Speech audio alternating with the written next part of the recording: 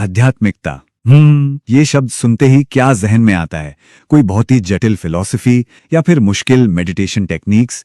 चलिए आज इन सब भारी भरकम बातों को एक तरफ रखते हैं और इसे एक बिल्कुल नए, एकदम सिंपल नजरिए से समझते हैं। ये कोई बाहर की खोज नहीं है, बल्कि अपने ही अंदर, अपने एक्सपीरियंस की एक सीधी सादी सी जांच है। तो देखिए, हमारी पूरी एग्जिस्टेंस को हम दो हिस्सों में बांट सकते हैं। पहला है दृश्य, यानी द सीन। ये वो सब कुछ है जिसका हम अनुभव करते हैं, जो हम देखते हैं, सुनते हैं, महसूस करते हैं। और फिर दूसरी तरफ है दृष्टा, यानी द सीयर।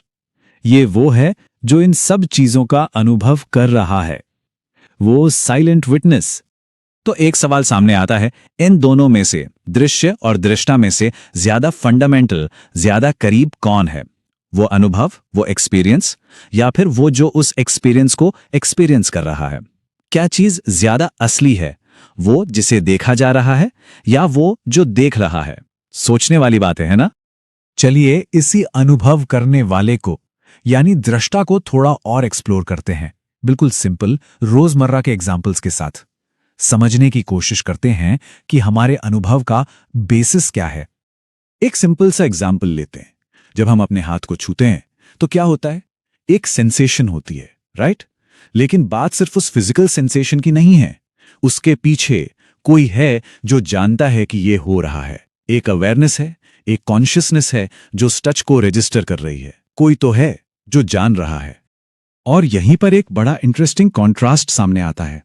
एक तरफ है ये शरीर जो फंडामेंटली तो बस मैटर है, एक बेजान चीज है, लेकिन इसके अंदर एक जिंदा साक्षी है, एक लिविंग विटनेस जो इसको जिंदा बना रहा है। तो असली सवाल यह है कि जिंदा क्या है, ये बॉडी या इसको जानने वाला? आखिर ये लाइफ, ये कॉन्शियसनेस है क्या चीज? अच्छा, अभी इस पल पर गौर कीजिए। इसी वक्त एक आवाज सुनाई दे रही है, ये सुनने का अनुभव हो रहा है, बिल्कुल अभी, राइट नाउ। लेकिन सवाल ये नहीं है कि क्या सुनाई दे रहा है। असली गहरा सवाल तो ये है कि कौन सुन रहा है। देखिए, जैसे ही हम अपना फोकस आवाज से हटाकर सुनने वाले पर लाते हैं, तो सुनने जैसी सिंपल सी चीज भी एक मिस्ट्री बन जाती है। और सच पूछिए तो इससे बड़ा जादू क्या होगा? हम सब मैजिक देखना चाहते हैं, चमत्कार ढूंढते हैं, लेकिन ये जो हमारी जानने की क्षमता है, ये जो कॉन्शियसनेस है जो हर पल हमारे साथ है, इससे बड़ा कोई चमत्कार, कोई मैजिक है इस दुनिया में? तो अब थोड़ा आगे बढ़ते हैं और देखते हैं कि कैसे बाहर की दुनिया, यानी दृश्य, तो कॉन्स्टेंटली बदलता रहता है, लेकिन उसके पीछे वो देखने वाला, दृष्टा, वो हमेशा सेम रहता है, स्टेबल रहता है। अपने दिन के बारे में सोचिए। सुबह से शाम तक क्या होता है?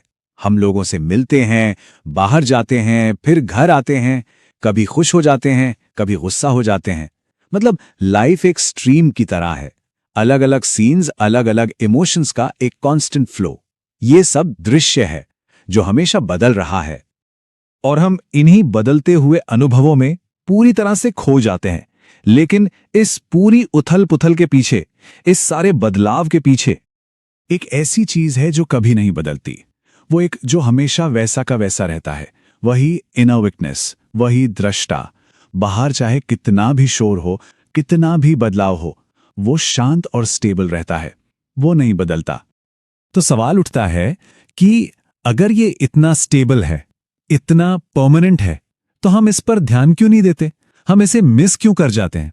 इसका सिंपल सा रीजन है, हमारा अटेंशन, हमारा ध्यान हमेशा बाहर की तरफ रहता है।